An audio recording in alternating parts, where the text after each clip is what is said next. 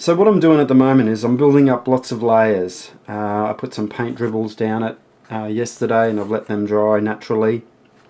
I find if you let them dry naturally rather than use a heat gun, you get such a stronger, more defined line. And there's something nice in that as well. So what I've started to do now is add some of my symbology. I've started to add some moons, different representations of the moon, like the full moon, half moon, quarter moon, eclipse, things like that.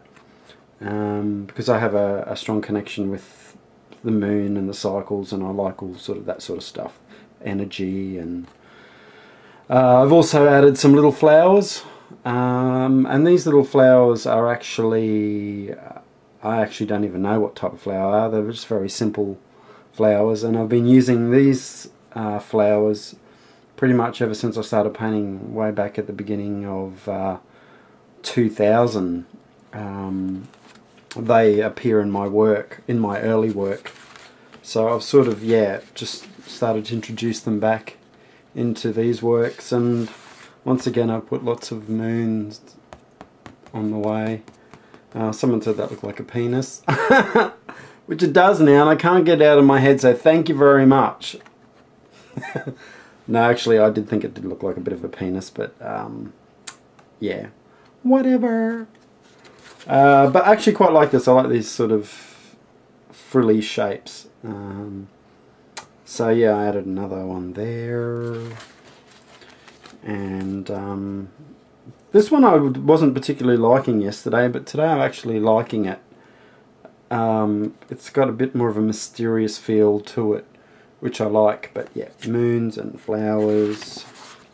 I guess this one's the one that's come along the most, as in terms of it's becoming more focused. Of you can actually start to see things appearing in it.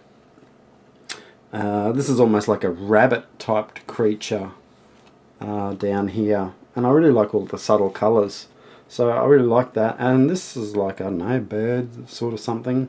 It's quite interesting.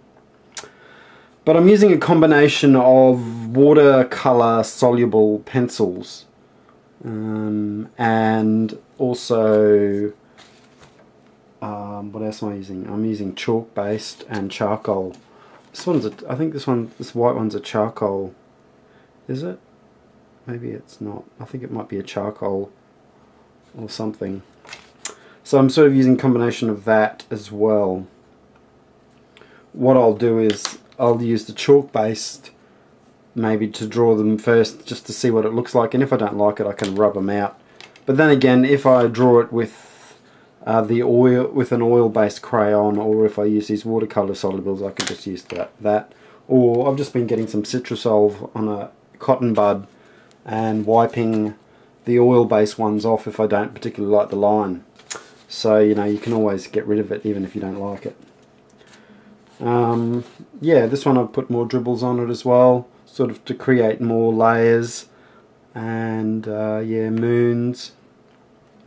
So what I'll do now is I will start to paint again, create more shapes, sort of look at areas and colours and sections I really like, and maybe try to start to construct something out of them. Now my colour palette for this is quite bright and bold, especially using purples, because I haven't really used a lot of purples in my work, as all of these have quite a lot of purpley pinks in them, and that's not usually me. Although pink, yeah, I do use pink generally in my work, but not this darker purple, which is nice to do. Change a colour palette or add another colour to it. So that's that. So the next step will be to paint over again and create more layers, put in more symbology. I've got like a hidden cat, an enchanted feline. I might start to put some of those shapes in there, some of the early felines that I used to do. I might paint in a couple of those sort of flowing shapes, and I might draw some more little plant typed vines and grasses and that sort of thing, and see how we go. But yeah, that's where I am with these. They're been a lot of fun making these again. It's good because I've been going back all over my original older work, my very early work, and looking at those images, and that's when I was really into Chagall, Mark Chagall. Really loved his work, and also Charles Blackman. So I've sort of been going back and getting influenced by those artists again, because they have qualities in their work which I really, really love. But yeah, that's it. Just hi. And I hope you're having a great weekend, and I'll talk soon. So one question I get asked a lot is the paper that I work on, because, you know, I love working on paper, and I love working pretty small. These are 8 inches by 8 inches, so, you know, it's perfect for me. Like I said, I love working small because you can work quickly, and yeah. Now the paper that I use, I just buy books of like scrapbooking paper that comes like in maybe a book of like 40 sheets, and they sort of like, I'll show you some, like they come like this. You can get all different styles of scrapbooking paper. It can be with maps, it can be with animal prints and themes.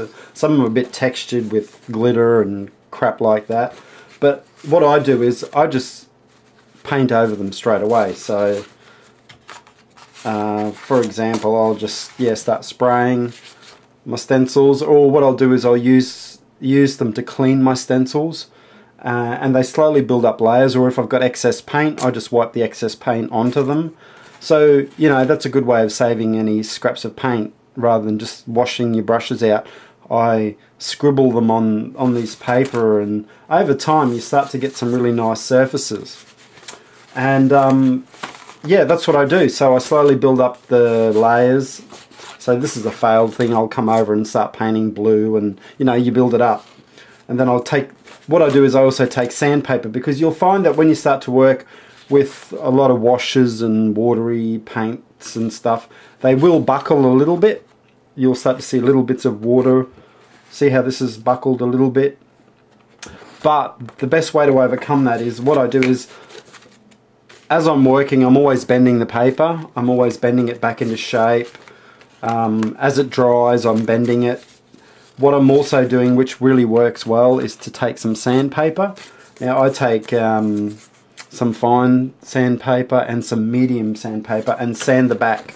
I find if you sand the back of the work, it sort of loosens it up and softens it. So it actually flattens out and gets rid of all the bumps in the watermarks.